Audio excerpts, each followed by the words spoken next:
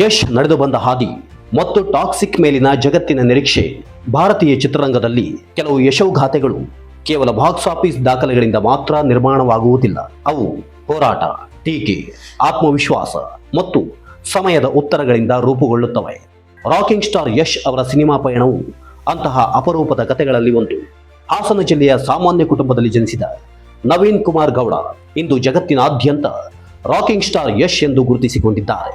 ದೂರದರ್ಶನ ಧಾರಾವಾಹಿಗಳಿಂದ ಆರಂಭವಾದ ಅವರ ಪಯಣ ಸಣ್ಣ ಪುಟ್ಟ ಪಾತ್ರಗಳನ್ನು ದಾಟಿ ಕನ್ನಡ ಚಿತ್ರರಂಗದ ಅಗ್ರನಟನ ಸ್ಥಾನಕ್ಕೆ ತಲುಪಿತು.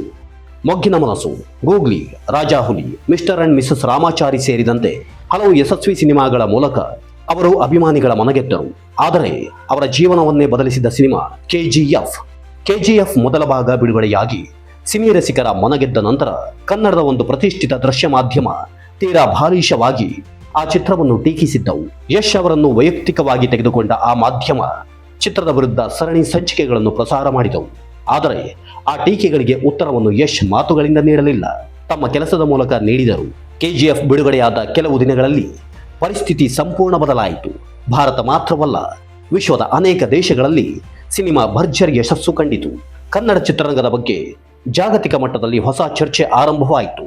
ರಾಕಿ ಭಾಯ್ ಪಾತ್ರದ ಮೂಲಕ ಯಶ್ ಕೋಟ್ಯಂತರ ಪ್ರೇಕ್ಷಕರ ಮನಸ್ಸಿನಲ್ಲಿ ಅಚ್ಚಳಿಯದ ಸ್ಥಾನ ಪಡೆದರು. ಅದಕ್ಕೂ ಮೊದಲು ಯಶ್ ಅವರನ್ನು ಗಂಭೀರವಾಗಿ ಗಮನಿಸದಿದ್ದ ಅಂತಾರಾಷ್ಟ್ರೀಯ ಮನರಂಜನಾ ವಲಯ ನಂತರ ಅವರ ಬಗ್ಗೆ ಆಸಕ್ತಿ ತೋರಲು ಆರಂಭಿಸಿತು. ವಿದೇಶಿ ಮಾಧ್ಯಮಗಳು ಅವರ ಸಂದರ್ಶನಗಳನ್ನು ಪ್ರಕಟಿಸಿದವು, ಭಾರತೀಯ ಸಿನಿಮಾದ ಹೊಸ ಅಲೆಯ ಕುರಿತು ಚರ್ಚಿಸಿದವು.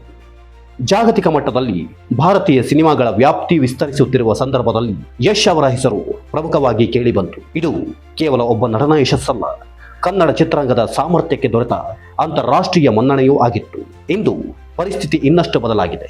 ಕೆಜಿಎಫ್ ನಂತರ ಯಶ್ ಅವರ ಪ್ರತಿಯೊಂದು ಹೆಜ್ಜೆಯನ್ನು ಅಭಿಮಾನಿಗಳು ಮಾತ್ರವಲ್ಲ, ದೇಶ ವಿದೇಶಗಳ ಸಿನಿ ವಿಶ್ಲೇಷಕರು ಕೂಡ ಗಮನಿಸುತ್ತಿದ್ದಾರೆ.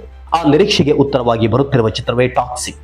ರಾಷ್ಟ್ರ ಪ್ರಶಸ್ತಿ ವಿಜೇತೆ ನಿರ್ದೇಶಕಿ ಗೀತು ಮೋಹನ್ ದಾಸ್ ನಿರ್ದೇಶಿಸುತ್ತಿರುವ ಈ cinema a fairy tale of grown ups ಎಂಬ ವಿಶಿಷ್ಟ ಪರಿಕಲ್ಪನೆಯೊಂದಿಗೆ ಮೂಡಿಬರುತ್ತಿದೆ. ಟಾಕ್ಸಿಕ್ ಕೇವಲ ಮತ್ತೊಂದು ಆಕ್ಷನ್ ಸಿನಿಮಾ ಅಲ್ಲ ಎಂಬ ಅಭಿಪ್ರಾಯ ಈಗಾಗಲೇ ಮೂಡಿದೆ. ಅತ್ಯಾಧುನಿಕ ತಾಂತ್ರಿಕ ಗುಣಮಟ್ಟ, ವಿಭಿನ್ನ ಕಥಾಹಂದರ ಮತ್ತು ಜಾಗತಿಕ ಪ್ರೇಕ್ಷಕರನ್ನು ಗಮನದಲ್ಲಿಟ್ಟುಕೊಂಡ ನಿರ್ಮಾಣ ಈ ಚಿತ್ರದ ಬಗ್ಗೆ ಕುತೂಹಲವನ್ನು ಹೆಚ್ಚಿಸಿದೆ. ಇದರ ಜೊತೆಗೆ ಯಶ್ ಅವರು ರಾಮಾಯಣ ಆಧಾರಿತ ಚಿತ್ರದಲ್ಲಿ ರಾವಣನ ಪಾತ್ರದಲ್ಲಿ ಕಾಣಿಸಿಕೊಳ್ಳಲಿರುವುದು ಮತ್ತೊಂದು ದೊಡ್ಡ ಸುದ್ದಿ.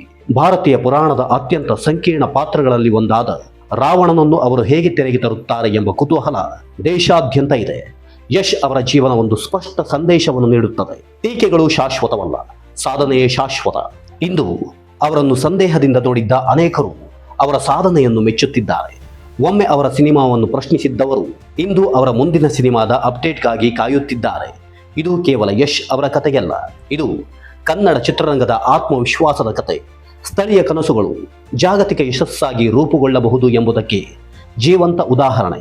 ಈಗ ಎಲ್ಲರ ಕಣ್ಣು ಟಾಕ್ಸಿಕ್ ಚಿತ್ರದ ಮೇಲಿದೆ. ಕೆಜಿಎಫ್ ಮೂಲಕ ವಿಶ್ವ ಸಿನಿಮಾದ ನಕ್ಷೆಯಲ್ಲಿ ಕನ್ನಡದ ಹೆಸರನ್ನು ಬರೆದ ಯಶ್ ಟಾಕ್ಸಿಕ್ ಮೂಲಕ ಮತ್ತೊಮ್ಮೆ ಹೊಸ ಇತಿಹಾಸ ಬರೆಯುತ್ತಾರೆಯೇ? ಅದರ ಉತ್ತರವನ್ನು ಕಾಲವೇ ನೀಡಲಿದೆ. ಆದರೆ ಒಂದು ಸಂಗತಿ ಮಾತ್ರ ಖಚಿತ, ಟೀಕೆಗಳಿಂದ ಆರಂಭವಾದ ಈ ಪಯಣ ಇಂದು ಜಾಗತಿಕ ಗೌರವದ ಹಂತ ತಲುಪಿದೆ.